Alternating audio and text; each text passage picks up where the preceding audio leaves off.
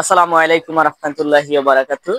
দেশ এবং দেশের বাইরে থেকে এই মুহূর্তে যারা আমার এই ভিডিওটা দেখছেন সকলকে জানাই মাসরুল এগ্রো ফার্মের পক্ষ থেকে আন্তরিক শুভেচ্ছা এবং অভিনন্দন। বরাবরের মতো আজকে বলে নিচ্ছি, আমার এই মুরগিটার বয়স হচ্ছে আপনার 29 দিন। সো অনেকে বলতে পারেন যে 29 দিন বয়স হয়ে গেছে, এখনো রেডি মুরগি কেন বিক্রি করতেছেন না? তো তাদের জন্য আগে থেকে বলে নেই যে এদের একটা বাজেটের খাবার থাকে। যেমন আমরা 100 মুরগি যদি লালন পালন করি, সেই ক্ষেত্রে আপনার 5 বস্তা খাবার খাওয়াই থাকি এদেরকে। তো 5 বস্তা সমান সমান দাঁড়ায় হচ্ছে আপনার 2.5 কেজি পর্যন্ত। একটা মুরগিতে আপনার 2.5 কেজি খাবার খাবে এবং ওয়েটটা হবে 1 কেজি 800।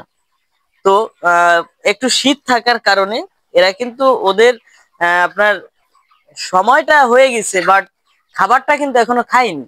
এই কারণে হচ্ছে আমি এদেরকে বিক্রি করিনি, যে এদের বাজেটের যে খাবার আছে ওয়েট যাই হোক না হোক আমি বিক্রি করব বাজেটের খাবার খাওয়ানোর পরে। তো আরেকটা কথা হচ্ছে, আমি কিন্তু একটা কথা বলেছিলাম যে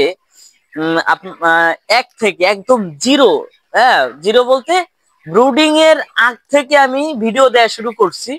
দীর্ঘ 28টা ভিডিও কিন্তু আমি এই চ্যানেলে আপলোড করছি।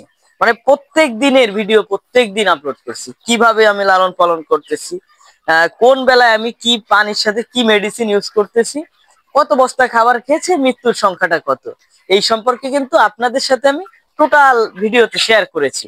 যারা দেখেছেন অসংখ্য ধন্যবাদ জানাই, আর যারা দেখেননি দেখার অনুরোধ রইল। ভালো লাগবে আশা করি এবং বুঝতে অনেকটা সুবিধা হবে। তো আমি যেভাবে মুরগিতে লালন পালন করি, তো সেইভাবে আপনাদেরকেও আমি আহ, মানে আপনাদের সাথে আমি বলি না যে আপনি করেন, তবে আমি এই এই যেভাবে আর কি লালন পালনটা করি সেইভাবে আপনাদের সাথে আমি শেয়ার করি। তো হয়তোবা আমার ভুলও হতে পারে, তবে আমি যেভাবে লালন পালন করি ইনশাল্লাহ আল্লাহর রহমতে আমার ফলাফলটা তুলনামূলক অনেকটা ভালো। আমি এখনো সেইভাবে লসের সম্মুখীন হইনি, আপনাদের দোয়া ভালোবাসা আল্লাহর রহমতে। তো আরেকটা কথা, আমি আজকে যে জিনিসটা শেয়ার করব সেটা হচ্ছে যে আজকে তো 29তম দিন। হ্যাঁ, 29তম দিন। তো আজকে মূলত আমি পানিতে কি ব্যবহার করব এবং সকাল দুপুরে আমি কি ঔষধ ব্যবহার করেছি সেটাও আপনাদের সাথে আমি এখন শেয়ার করব। তো সর্বোপরি আমি আজকে খামারে আসার পরে যেই ব্যাপারটা লক্ষ্য করছি, আপনারা অবশ্যই মুরগি লালন পালন করলে একটু দেখে যাতে আপনি বুঝতে পারেন যে এর সিমটমটা যদি ধরতে পারেন, সেই তুলনায় যদি আপনি ঔষধ খাওয়াতে পারেন তাহলেই ব্যাস মুরগিটা সুস্থ থাকবে।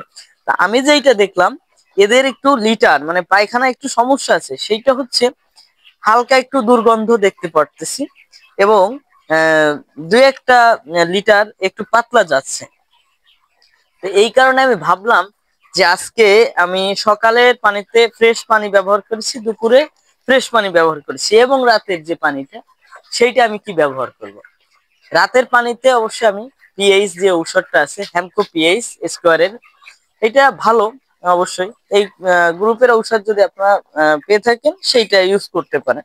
তো আমি আজকে রাতের পানিতে হ্যামকো যে পিএইচ ঔষধটা সেইটা দিব। এইটা দিলে কি হবে, আপনার এই যে একটু যে সমস্যাগুলো আছে আপনার তারপরে যদি এই সমস্যাটা আপনার পুরোপুরি শেষ না হয়, তাহলে আমি সকালে কালকের পানিতে লিভার টনিক ঔষধটা ব্যবহার করব, তাহলে ইনশাল্লাহ এই যে সমস্যা এটা দূর হয়ে যাবে।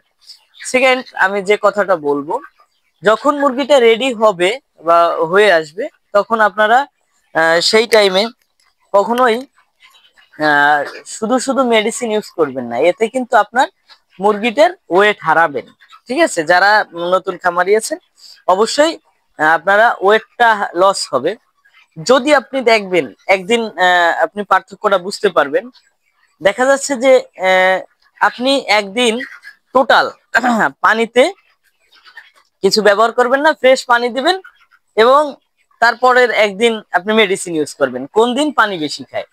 অবশ্যই যেদিন ফ্রেশ পানিটা আপনি দিবেন খামারে, সেই দিন কিন্তু পানিটা বেশি খাবে। এর কারণ হচ্ছে ফ্রেশ পানিটা মুরগি অনেকটা পছন্দ করে, এই জন্য রেডি যে অবস্থায় থাকবে মুরগি সেই অবস্থায় আপনি সব সময় ফ্রেশ পানি খাওয়ানোর চেষ্টা করবেন, এতে মুরগির ওয়েটটা তাড়াতাড়ি গেইন হবে। ঠিক আছে, এটা অনেকে হয়তো আপনাদের সাথে শেয়ার করবে না, তবে আমি করতেছি এই কারণে যে আমার যে ভিউয়ার্স গুলো আছে, বিশ্বস্ত লোকজন আছে, তাদেরকে আমিও বিশ্বাস করি এবং আমাকেও তারা বিশ্বাস করে।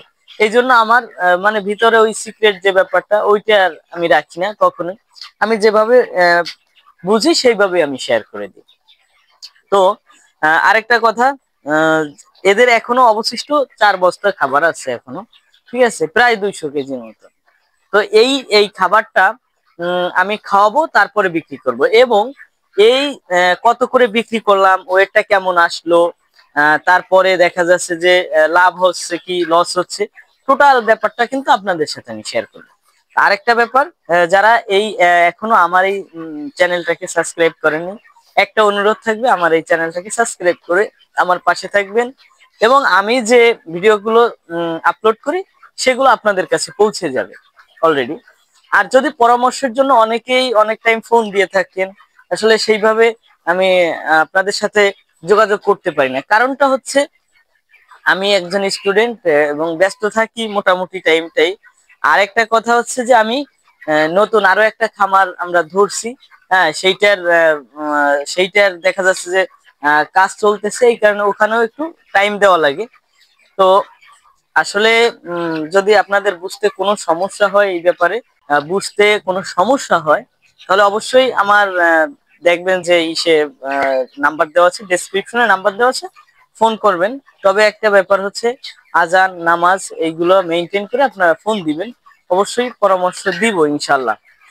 অনেকেই ফোন দেন, অনেক টাইম ব্যস্ত থাকার কারণে ফোনটা ধরতে পারি না, এজন্য আসলে আন্তরিকভাবে আমি দুঃখিত। তো এতক্ষণ আমার সাথে থাকার জন্য অসংখ্য ধন্যবাদ জানিয়ে আজকের ভিডিও আমি এখানে শেষ করছি। দেখা হবে আগামী কালকের ভিডিওতে। ততক্ষণ ভালো এবং সুস্থতা কামনা করে আজকের মতো আমি বিদায় নিচ্ছি। আল্লাহ হাফিজ।